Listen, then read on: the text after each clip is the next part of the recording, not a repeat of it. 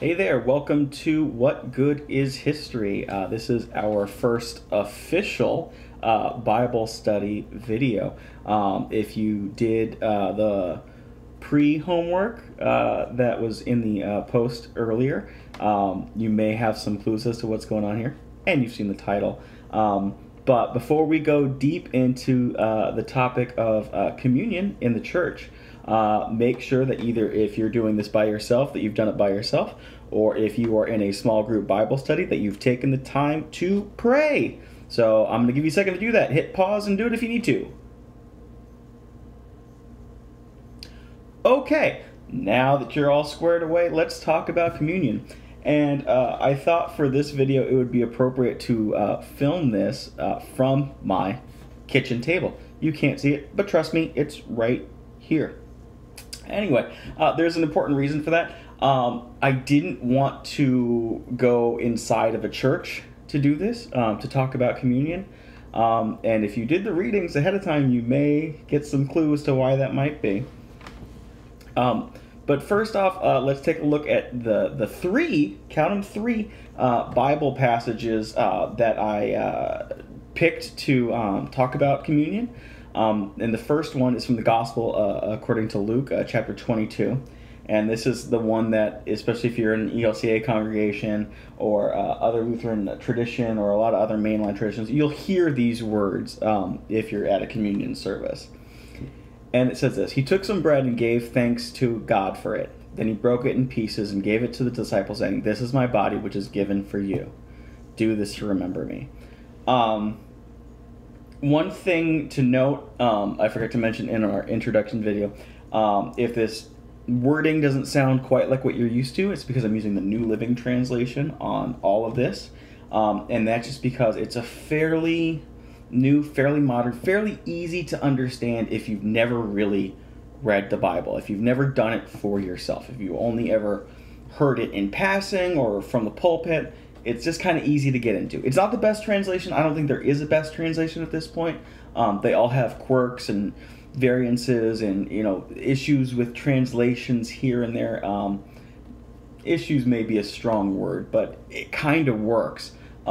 It's just about choosing words, and if you really want to get deep into a Bible study on word choice and translating from ancient texts into modern English, don't ask me to do it. There's plenty of other people who are way smarter out there than me.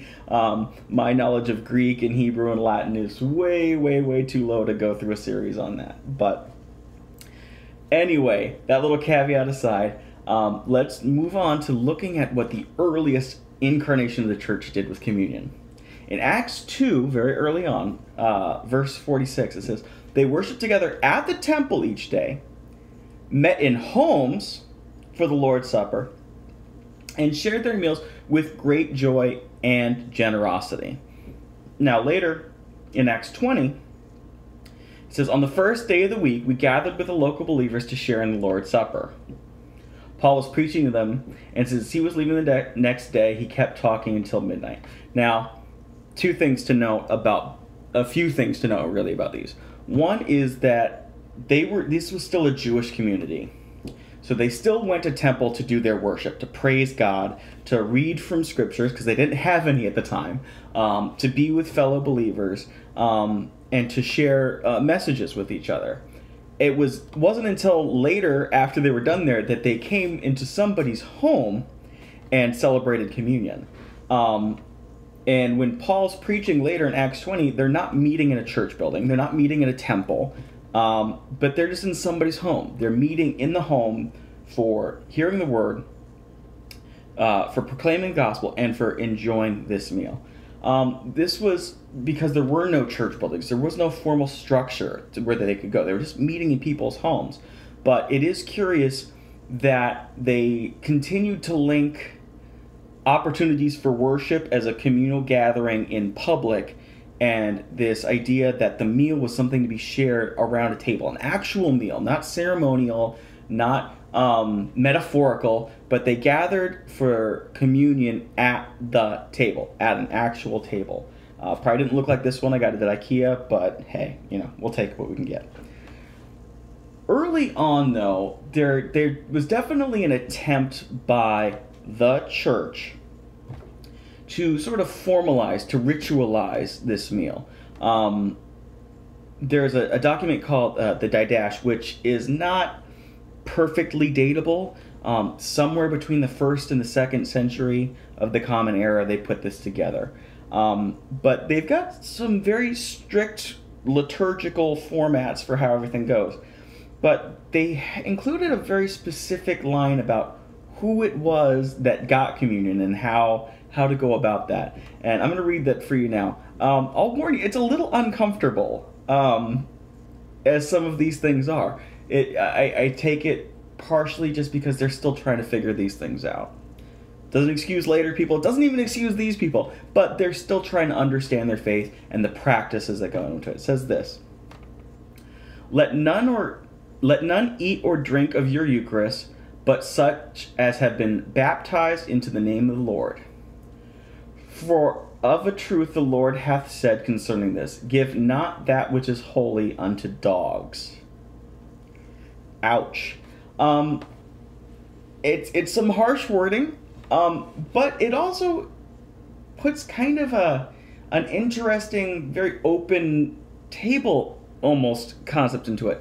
Because at the time, in order to be baptized, there wasn't a lot of long rituals. There wasn't a class that you had to take. There wasn't a membership pamphlet you had to fill out. When Paul would preach and the early church would preach, they would get up, they would preach for a time, and people who wanted to make the decision to become followers of Jesus said, I want to be baptized, and they did it right then and there. So it's not a long list of qualifications, but it does specifically say, hey, to participate in this, you gotta be on our team. You have to have been baptized.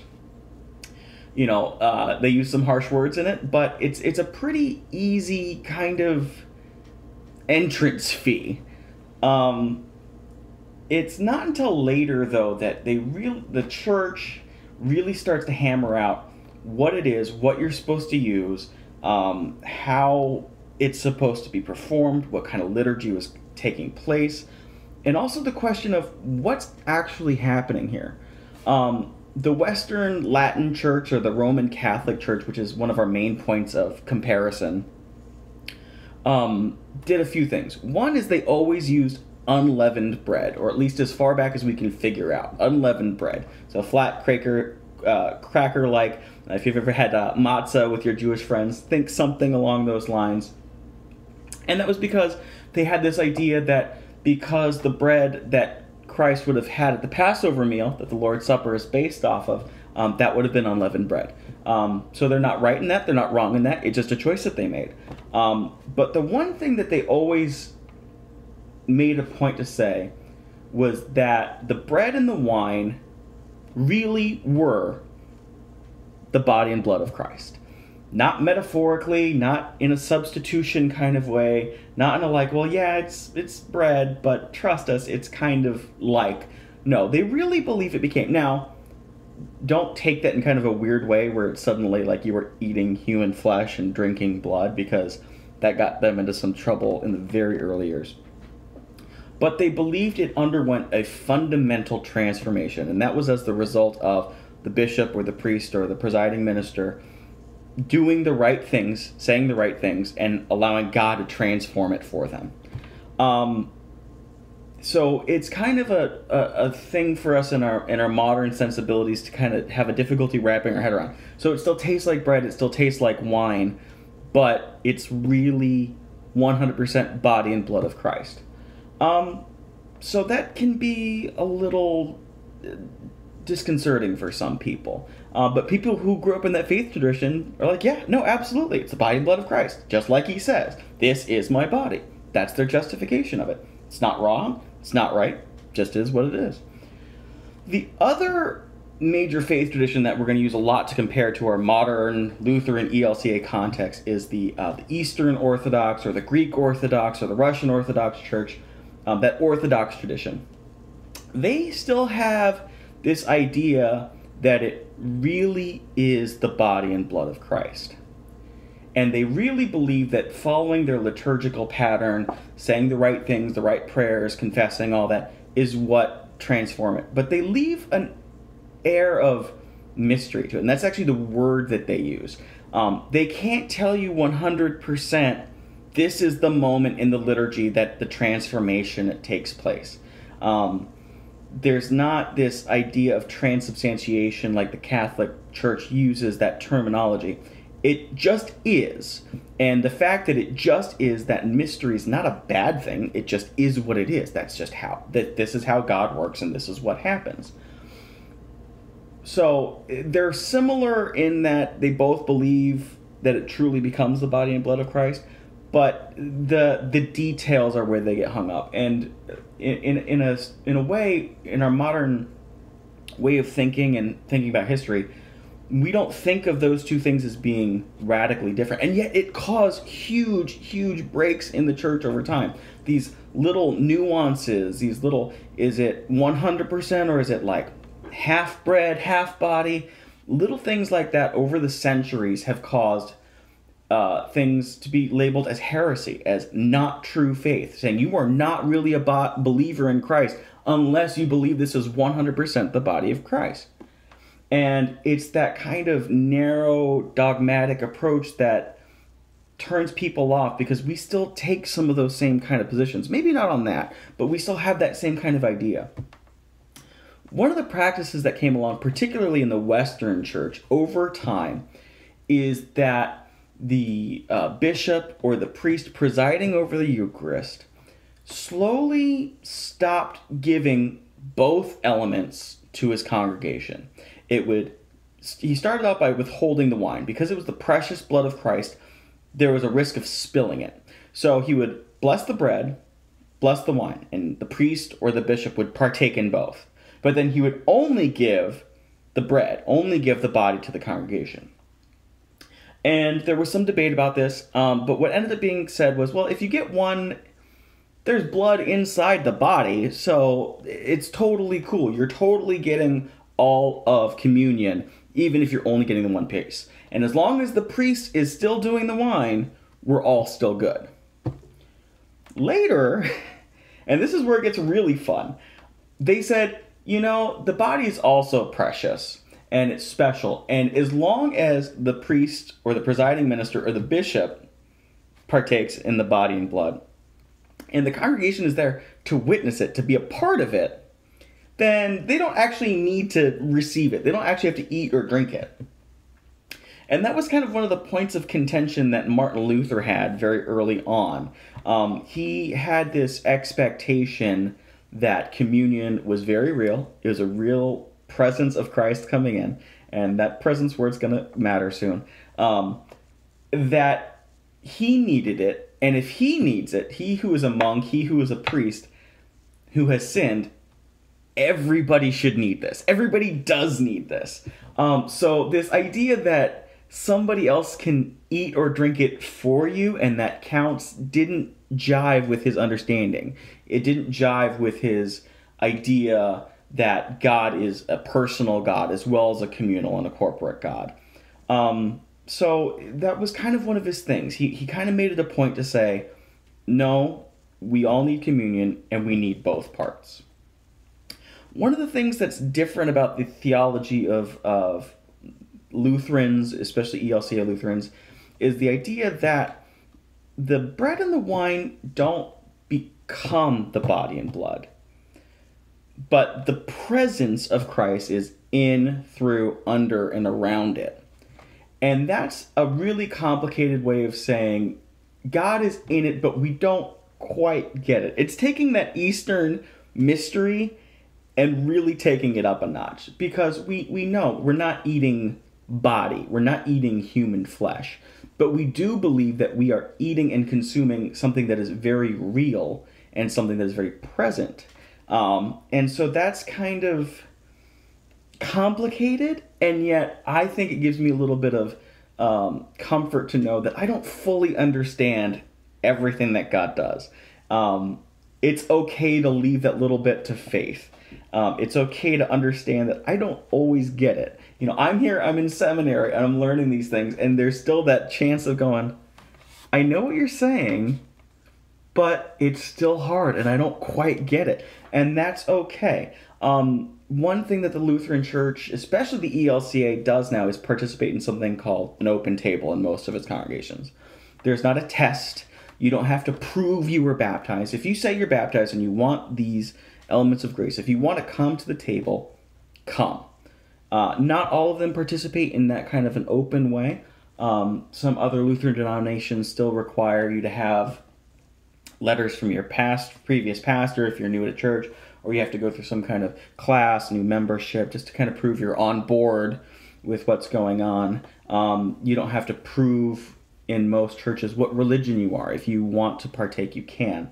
I think that's a good thing. I think it's great for our ability to outreach and to do evangelism in the world. That's a topic that comes later, just fair warning. But having that opportunity to be welcoming into every aspect of our participation in corporate worship. There's not special privileges because you are like us or you've made the decision to be like us. I think is very open and most in line with what God intends for the world.